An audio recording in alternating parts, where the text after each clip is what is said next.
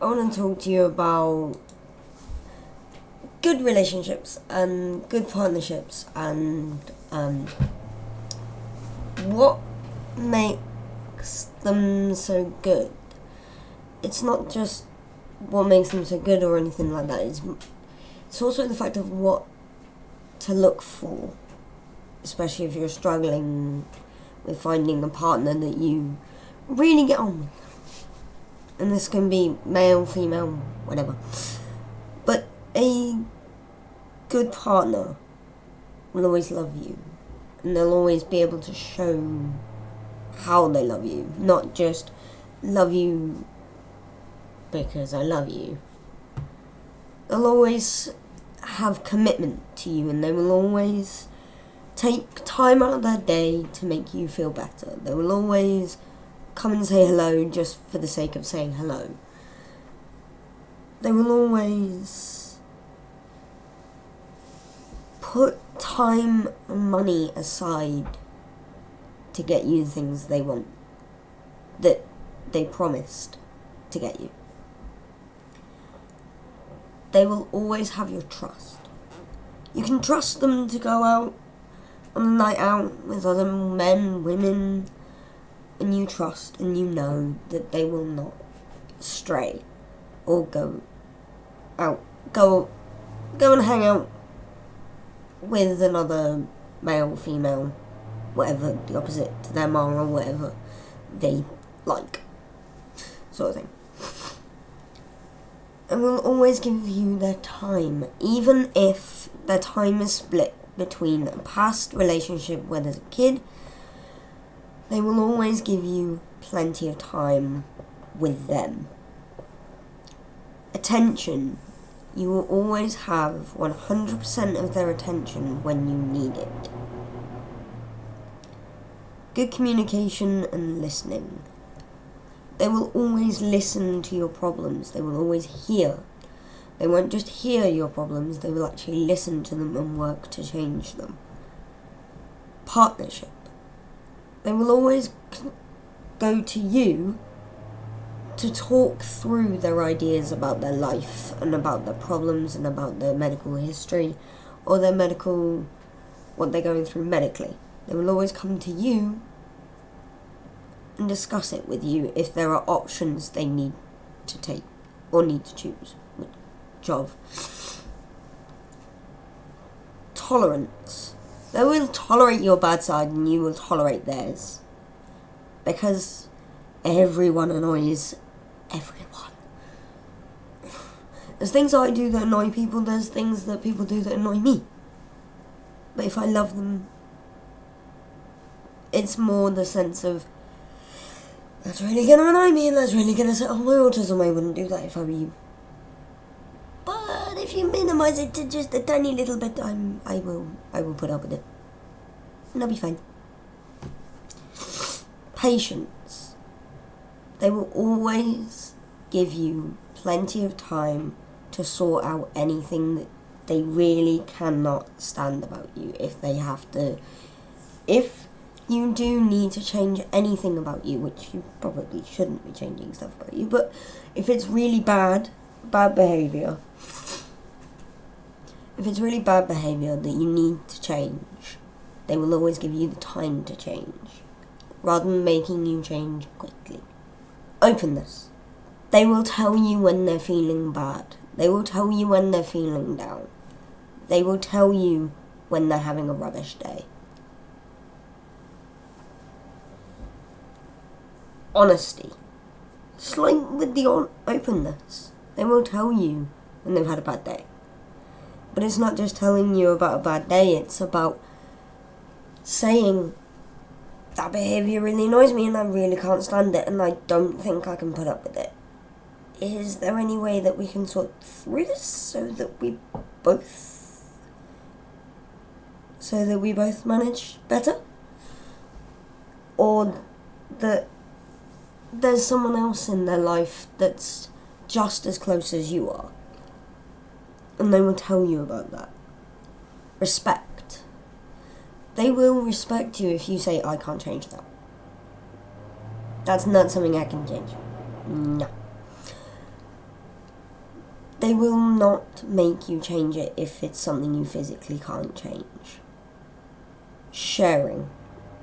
They won't just share everything about them to you, they will also share things they have. Consideration. They'll always consider your thoughts and feelings when making a choice of their own. Generosity. They will give you a lot of stuff that they have, even if they don't have a lot. Willingness or ability to compromise. Some of you might not know what compromise means, and I will give a quick brief thing into what it means for those that don't. Compromise is where you have one problem and another problem. You've got to work out how to be able to do both of them at the same time, even though they are basically like, they work like magnets. They don't, these two problems don't fit. You've got to turn it from a magnet into Lego and click the two problems together in order to make your solution. That's compromise. So they might say something like, well, that problem's annoying me, and I can't really put up with that problem, but I can put up with that. So if I can put up with that, then maybe I can feel a little bit better about the other one. We'll see. Constructive management of disagreements or arguments. Disagreements and arguments are two different things. A disagreement is no. An argument is shouting, yelling, and hitting. Well, not always hitting, but shouting, yelling, definitely. Now, a good way to deal with those arguments is just as you feel like you're getting angry, walk away. I do it all the time because I know that if I stay in that situation, I'm going to get really annoyed, and I'm going to start yelling, and I'm going to start getting rude, and I don't like being rude. Not to mention, the longer I stay in that situation, the longer I stay to get more and more angry, I get to the point of door slamming, and I get to the point of hitting things, and I get to the point of throwing things around the room. So I tend to like to leave an argument before it gets to that point, so that I'm just like, I'm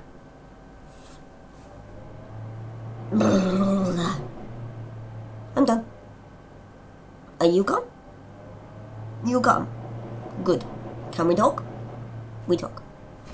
That's normally the way it goes. I go off, have my rage that's safe and calm and out the way. I'm not in anyone's face. I'm not throwing anything. I'm just having my rage up and my deep breath. And maybe a sip. Maybe something to calm me down. That's the way I stay calm. Well, it's the way that I help myself to get back to being calm. Willingness to see another's viewpoint. If you or your partner can't switch into each other's minds enough to say, oh, hang on a minute. No, you're not outright saying what annoys you because you know that upsets me. Ah, that's bugging you. Right, okay. So if that's bugging you, how can I stop? Ooh, I stop it that way. Yes, that way. Definitely. If you can't switch around into each other to find out why your partner's not speaking to you properly, or why there's overly speaking to you, do you have that ability to see their viewpoint? Ability and willingness to forgive or apologize. Anyone that will never, ever admit that they played a role in being annoying enough for something to happen and then never, ever, ever apologise for that, even if they do realise that it was their fault, you're just going to go around in a vicious circle of I didn't do this, I'm never wrong. No. Fun. A good partner is always fun, no matter what. I mean, even on their bad days, even on their down days, you will see that you yourself becomes the fun one, because you know how to cheer them up. You know how to make them feel better. So, as long as you and your partner are normally always fun, or it's fun to be around them, you're golden. So that is a list of qualities that actually appear in a lot of married couples. It's a list of qualities for marriages and strong marriages and strong relationships.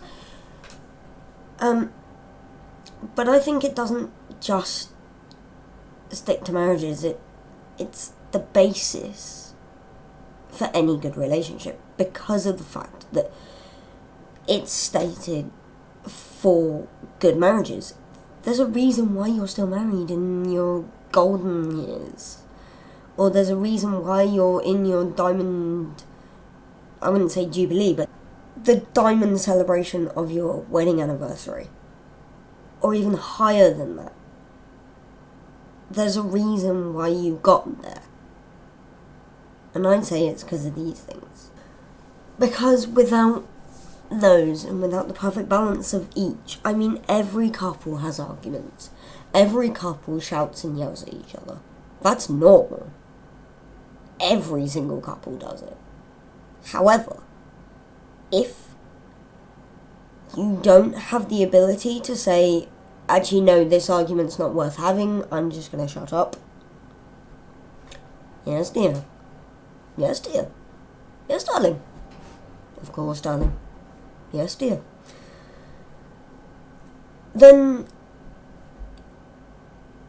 you are in, or going to be in, a sinking ship of a relationship. Because if you can't turn around and say that this argument's not worth having, I'm just gonna... Yes, dear. Yes, indeed. To everything your partner's saying, at that point, you're not gonna last much longer, because you're gonna have stupid arguments that don't need to have arguments. There are times when us women, we will want to vent, and we will do what we can to vent to men. Even lesbian couples will vent to their female partners. Venting sessions are normal for women. Venting sessions are utmost important. We need that time to vent. And half the time, guys, half the time, gentlemen, we are not looking for you to respond. We do not want you to respond. If you get so much of a question that you have the tiniest of inklings as, am I supposed to answer that? If you get that thought, gentlemen, if you get that thought, guys, do not speak. Unless your words are, yes, dear. Of course, dear. Just basically, guys, men, learn and hone the line of, yes, dear. Of course, dear. If you don't want to speak, then just practice the Because even though it looks like you're agreeing with us, you know in your heart you're not necessarily agreeing with us. Just watch us. Just watch us through that venting session with you just going, or, yes, dear. And then watch us 5 to 10 minutes afterwards. Guarantee you we will not bring it up ever again. Guarantee you we will not remember what it was we said during that venting session.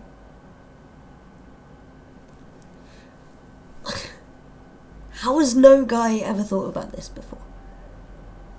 It's like, a lot of women do this sort of thing. We have venting sessions like this. And some men have picked it up. Some men have picked up on it and gone, she's venting. I'm gonna shut up. Because last time I didn't shut up when she did this. I got my head bitten off. So I'm gonna shut up. Is she done yet? No, she's still venting on. She's still rubbing on. Oh, you're done. Lovely. Shall we get back to this now? And if you go from the venting session to, do you want a cup of tea, darling? Or, do you want to watch TV? Or something like that, it's like, oh yeah. Sometimes you will get the response of, did you not even listen to a word I said? Guys, what is your response to that? No, it's yes, dear. Your response should be yes, dear. No matter what she says next. Because, like I said, at that point in time, we're not looking for a response from you guys. We're just looking to get a lot of stuff off of our chest. And we just need a pair of ears. So ladies, guys, whoever you're with, if you are with a female, however, if you're with a lady, just be that pair of ears. She will stop. She won't remember what she said 5-10 minutes later when she's done. And she won't bring it back up again later. Even if you do end up doing something wrong, I doubt she'll bring it back up again. Pick your arguments, guys. Don't argue about the stupid stuff. Stay together, stay loving, stay happy, and see ya. Get a little bit of gasoline. Welcome to another crime scene. Get a little bit of gasoline. I'm gonna set your place on fire. Let's get high. Get a little bit of gasoline. Welcome to another crime scene. Get a little bit of gasoline. I'm gonna set your place on fire. Let's get higher. I'm gonna set your place on fire.